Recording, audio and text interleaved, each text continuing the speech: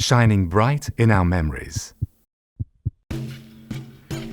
We've been waiting 4 years for this moment, a perfect moment, worth every drop of sweat, hard training and endurance, overwhelming everyone with emotion.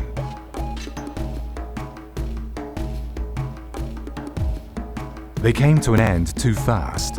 11 days of competition flew by in a flash. Let's take some time and use this opportunity to look back and relive the Beijing 2008 Paralympic Games.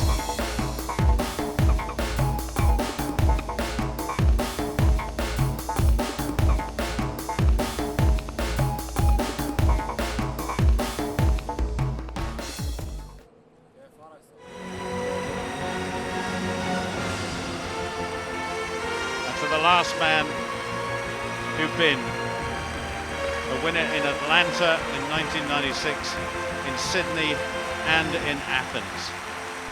Everybody has watched you climb up the rope and light the Paralympic flame.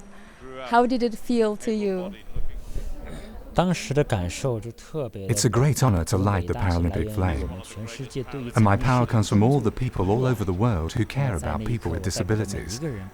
When I was pulling myself 40 meters up to light the flame, this energy was embodied within me.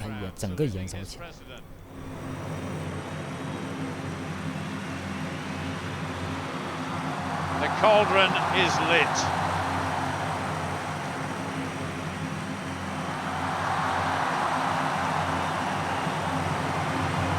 The Beijing Paralympic Games have truly begun.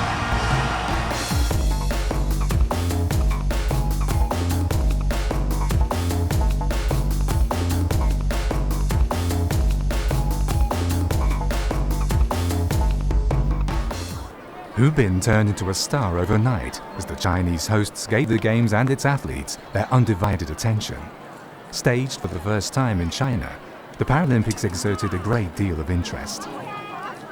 By pulling his body weight in a wheelchair up to the roof of the bird's nest, people like Hu Bin became the perfect symbol of how to overcome barriers. The Chinese crowds were in awe, showing their passion and affection by filling the venues to the brim.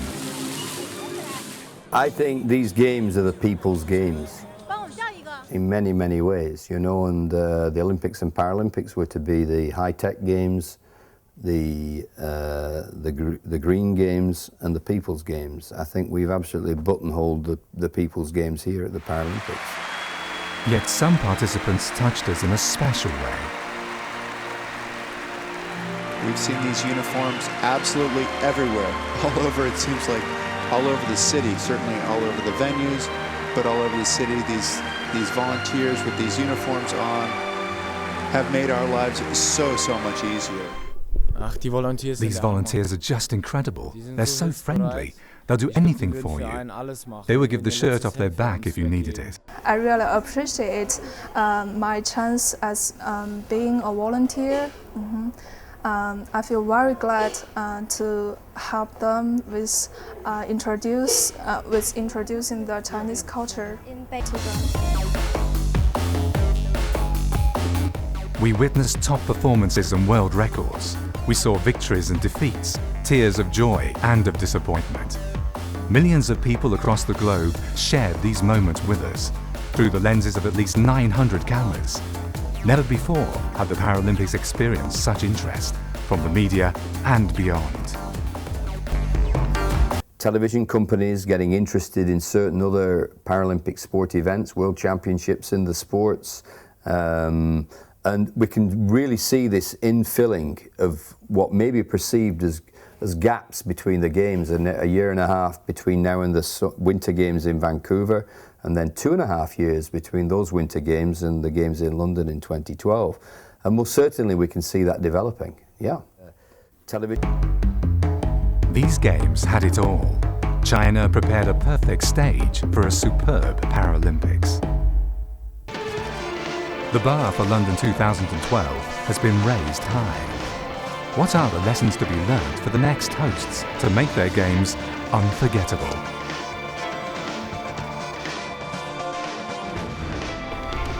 I think the big lesson from the Beijing Games is how you can use this enormous investment this enormous enterprise to drive change on the environment, on transport, and on disability access. But the key thing they've got to take is the spirit that's here, because that spirit's got to be reignited in London way before the Games. And that's what is key to the success of the Games. Somebody said to me today, oh, you won't fill the stadium like you did here in London. And I thought to myself, why not? There's not quite as many people in London as in Beijing, but if they feel the spirit of sport, they'll be there. And that's what we've got to do. We've got to ensure. That's how London got the Games, by talking about young people and sport and participation in sport. That's about the spirit of sport. And we in the Paralympics, we can contribute greatly to that feeling and that absolute desire. We've got to ensure that that happens.